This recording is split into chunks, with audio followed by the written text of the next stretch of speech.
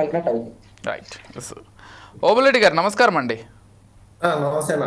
నమస్తే నమస్తే, ఎలా ఉన్నారండి? గుడ్. ఎట్లా పాపం అంటే మీరేమో మా ప్రతిపక్షం మొత్తాన్ని కూడా తొక్కేస్తున్నారు, అసలు రాష్ట్రంలో శాంతి భద్రతలు లేవు అని చెప్తున్నారు. మళ్ళీ మీ వైపు నుంచే నరికేస్తాము లేకపోతే చంపేస్తాము ఇవన్నీ ప్లకార్డులు పట్టుకొని తిరుగుతారు. అడిగితే సినిమా డైలాగులు అంటారు. ఎలా అంటే రెండుకి పొంతం లేదు కదా, ఏం చెప్తారు? ఒకటి, ఆ ప్లకార్డు పట్టిన వ్యక్తి టీడీపీకి చెందినటువంటి ఒక కార్యకర్త. ఆయన కూడా ఆ పార్టీలో ఏదో కేడరు పదవి ఉండింది. ఆయన ఆ పార్టీలో ఆయనకు ఏ ఇబ్బంది కలిగిందో, ఎంత అతని ఆ పార్టీ మీద వ్యతిరేకత కలిగిందో ఆయన ఒక ప్లకార్డు తీసుకొచ్చి మీటింగ్లకు తెచ్చాడు. అది జగన్మోహన్ రెడ్డి గారు తీసుకొచ్చింది కాదు. అది మీరు విషయాన్ని ఏంటంటే వాస్తవ విషయాన్ని చూడాలి. అంటే మామూలుగా విషయాన్ని రెండు కోణాల్లో చూడొచ్చు, పాజిటివ్, రెండు నెగిటివ్. నెగిటివ్ లో ఎందుకు చూస్తున్నారు? సరే, దాని గురించి కూడా మనం ఆ కార్యకర్త తెచ్చాడా లేదా ఎవరు తెచ్చారనే విషయాన్ని తెలియకుండా జగన్మోహన్ రెడ్డి దగ్గర ఏం చేశారు, మన పాత్రికేయ మిత్రులు ఇంటర్వ్యూలో అడిగారు. అడిగినప్పుడు ఆయన ఏమన్నాడు, ఆ డైలాగ్ కూడా ఆయన పూర్తి తెలియదు. ఆయన ఈ విధంగా అంటే కూడా అభ్యంచేనా అని చెప్పేసి అక్కడ మీడియా మిత్రులనే దాని గురించి అడిగాడు. అది ఏ సినిమా ఏంటనేది కూడా అడిగాడు. కొన్ని ఆయన ఏమన్నా కత్తి తీసుకుని నరుకుతాడా? అట్లా కాదు ఓబులరెడ్డి గారు, మంచి మంచి మంచి ప్రశ్న వేశారు మీరు. జగన్మోహన్ రెడ్డి గారు పట్టుకోలేదు కదా, జగన్మోహన్ రెడ్డి గారు ఎవరికి ఈ విధంగా డైరెక్ట్గా వార్నింగ్ ఇవ్వలేదు కదా అని. జగన్మోహన్ రెడ్డి గారు మాట్లాడుతూ చాలా క్లియర్గా ఏం చెప్పారంటే, మొన్నటి వరకు అతను టీడీపీ కార్యకర్త, మరి టీడీపీ వాళ్ళు చేసేవి నచ్చక మన పార్టీలోకి వచ్చి ప్లకార్డు ప్రదర్శించారని చెప్పారు. అక్కడి వరకు క్లారిటీ చాలా బాగుంది. ఆ తర్వాత ఆయన ఏం చెప్పారంటే, సినిమా డైలాగులకు కూడా అరెస్టులు చేస్తున్నారంటే ఇది ప్రజాస్వామ్యమేనా అంటూ ప్రశ్నించారు. అంటే దాన్ని సపోర్ట్ చేస్తున్నట్లు కాదా, తెలియక అడుగుతున్నాడు. ఇక్కడ ఇంకో విషయం అదేనా నేను చెప్పేది కూడా అదే, రెండో పార్ట్. అంతవరకు మీరు కూడా అక్కడ ఉన్నటువంటి వేదిక మీద ఉన్న వాళ్ళంతా సమర్థించినట్టే కదా ఆ పాయింట్ ను. డెఫినెట్లీ అంతవరకు ఆ సినిమా డైలాగ్ కూడా ఆయనకు తెలియదు. కానీ ఆ సినిమాలో పలానా డైలాగ్ ఉంది, ఆ పిల్లోడు ఒక అతను తెచ్చాడు, దీని మీద మన విలేకరులే క్లారిఫికేషన్ ఇచ్చారు. సరే, ఓకే. అప్పుడు ఇంత చిన్నదాన్ని ఇప్పుడు నేనే ఉన్నాను, ఉదాహరణకు నాకు నచ్చిన ఒక హీరోయిన్ వాళ్ళు ఉంటుంది, నేను సెల్లో పెట్టుకుంటాను, జోయిలో పెట్టుకుంటాను, సరే అది నష్టం లేదు కదా. కానీ అక్కడ ఆయన స్థానం వేరు కాబట్టి, ఆయన వేదిక మీద ఉన్నాడు కాబట్టి మీరు దాన్ని సమర్థించడం కరెక్టా కాదా అనే పాయింట్ ఆఫ్ వ్యూలో మీరు నన్ను క్వశ్చన్ చేస్తున్నారు. అవును. ఇప్పుడు ఆయన అన్నది ఏంటి, ఇట్లా ఇంత చిన్నదాన్ని కూడా మీరు భూతద్దంలో పెట్టి ఎందుకు ఆరాధన చేస్తారు? చిన్నదాన్ని చిన్నగానే చూడండి, ఆడికి ఇష్యూ అనేది ఆడికి సమసిపోతుంది. ఎప్పుడైతే అరెస్టులు అవి ఇవి ఇన్వెస్టిగేషన్లు దీన్ని ఎవరు ఏంటనేది అనవసరంగా. కృష్ణవేణి గారు మ్యూట్ లో పెట్టుకోండి ఒక్క నిమిషం.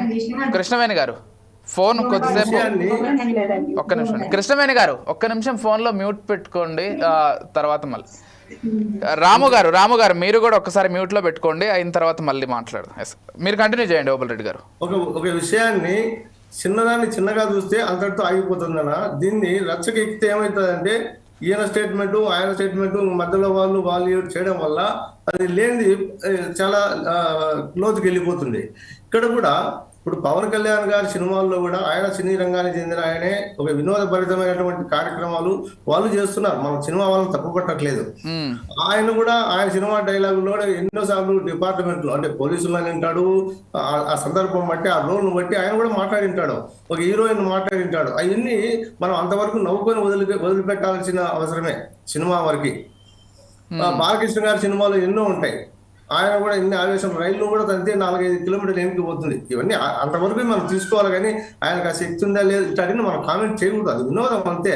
అట్లే నేనేమంటున్నా అంటే మా పార్టీ తరఫున కూడా మేము చెప్పేది ఏంటంటే చిన్న విషయాన్ని చిన్నగా చూడండి, దాన్ని భూతద్దంలో పెట్టి దీన్ని ఎవరో ఉండాలని చెప్పేసి లేనిపోని వాళ్ళని ఇన్వాల్వ్ చేసి మీరే ఒక స్టేట్మెంట్ రాసుకుని వాళ్ళ చేత బలవంతంగా స్టేట్మెంట్ రికార్డ్ చేసుకొని కన్ఫెషన్లు ఇప్పించుకొని లేని వాళ్ళందరినీ యాడ్ చేసి ఎందుకు రచ్చ చేస్తారు?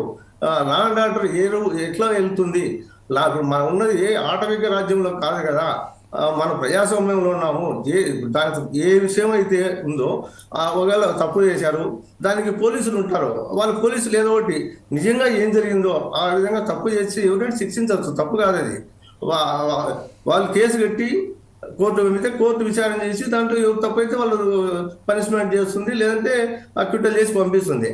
కానీ ఇక్కడ జరుగుతున్నది ఏంటి, చిన్న విషయాన్ని కూడా జగన్మోహన్ రెడ్డి గారు మాట్లాడితే రామాన్య కూడా బూత్ ఎదిగే కార్యక్రమం జరుగుతోంది. కొన్ని టీడీపీ నాయకులు కానీ అలాగే మిగిలిన వాళ్ళ కూటమి నాయకులు కానీ జగన్మోహన్ రెడ్డిని ఎంత మాటలు మాట్లాడుతున్నారో ఈ విషయాలన్నీ వాళ్ళకి తెలియవా? బుచ్చేసే సోదరులు అంటే వాళ్ళు నరికిదేమి ఈయన అంటాడు. తాటిపత్రి ఆయన కూడా ఈ నాలుగు నరుక్కుంటూ కోసుకుంటూ పోతా ఉంటారు. ఇవన్నీ కూడా మీకు అర్థం కావా? ఇప్పుడు మీరు ఆయన మాట్లాడిందే లా అండ్ ఆర్డర్ ఫెయిల్యూర్ అవుతుంది, సొసైటీకి రాంగ్ మెసేజ్ అవుతుంది, ఇంకోటి చెప్తున్నారు. అక్కడ కరెక్ట్గా ఉండి రూలింగ్లో మీరు అదుపులో ఉంటే మీరు కరెక్ట్గా రూల్ చేస్తే ఈ అవతలకి మాట్లాడే వాయిసే ఉండదు కదా. ఇప్పుడు ఈ 1 year సంవత్సరంలో ఎట్లా లా అండ్ ఆర్డర్ ఫెయిల్యూర్ అయింది ఇవన్నీ అందరూ చూస్తున్నదే. ప్రజలు ఇప్పుడు నేను మాట్లాడితే ఒక పార్టీ తరఫున ఎన్నికేసుకు వస్తున్నాను అంటారు, ఇంకొక ఆయన మాట్లాడితే వాళ్ళ పార్టీ తరఫున మాట్లాడుతున్నారు అంటారు. అది కాదు కానీ ప్రజలు ఏమో గమనిస్తారు కదా, మనందరికంటే కూడా ప్రజలు మహామేధావులు.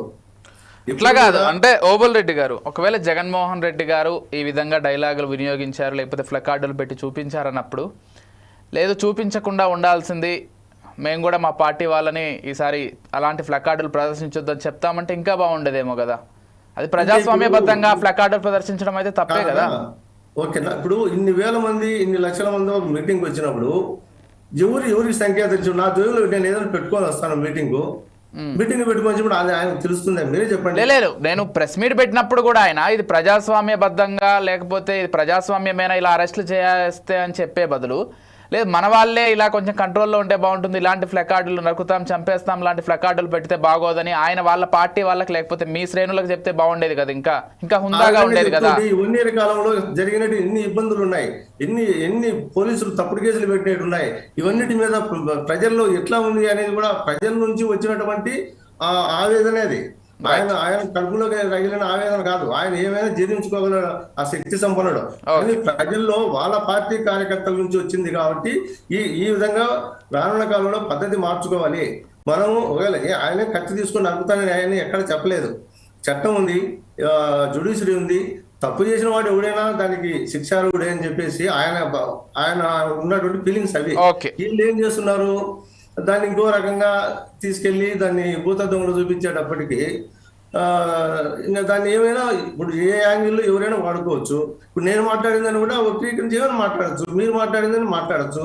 కాబట్టి దీనికి నేను అనేది ఏంటంటే ప్రతి మనిషి ఒక విషయాన్ని పాజిటివ్గా తీసుకోవడం అనేది ఫస్ట్ ఎవరైనా తీసుకోవాలి. అది మేమైనా మీరైనా ఎవరైనా కానీ. సెకండరీ ఏంటంటే ఒక అధికారంలో ఉన్నప్పుడు బాధ్యతతో ఉండాలి. అధికారం లేని వాళ్ళు మాట్లాడినప్పుడు దానికి అధికారం ఉన్న వాళ్ళు ఎలాంటి ఆన్సర్ ఇవ్వాలి, ఒక ఉందాతనమైన ఆన్సర్ ఇస్తే వాటికి సమస్య అనేది లేకుండా పోతుంది. కానీ లేకుండా ఎట్లుందంటే ఒకదాన్ని కొట్టి పెరిగిపోవడం వల్ల సమస్యలు అనేటివి ఇంకా జటిలమవుతున్నాయే కానీ పరిష్కారం మాటల చూటాలు వెళ్తాయి. ఇవన్నీ కరెక్ట్ కాదు. కాబట్టి ఏదైనా ఎంతవరకు ఉందో అంతవరకు క్వశ్చన్ తో ఆన్సర్ చేయగలిగితే మరింత మాట్లాడే ముందు ఒకసారి కృష్ణవేణి